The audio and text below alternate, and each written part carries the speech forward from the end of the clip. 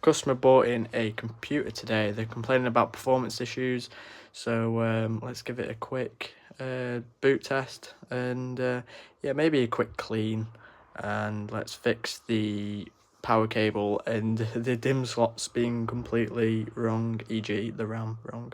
Yeah, it's dusty. Let's turn the computer on then, boys. See what's going on. Colourful. Yeah, seems to have booted absolutely fine. Absolutely caked in dust though. Let's try booting up a game, see what happens. It's taking ages, but that's probably to do with 8 gigs of RAM and really slow clock speed. So we're going to throw in 16 gigabytes of 32,000 megahertz and put in some new standoffs as well, because the other company missed them out. Yeah, I don't know how they've missed that out, but yeah. Subscribe for part 2 anyway and see about fixing it.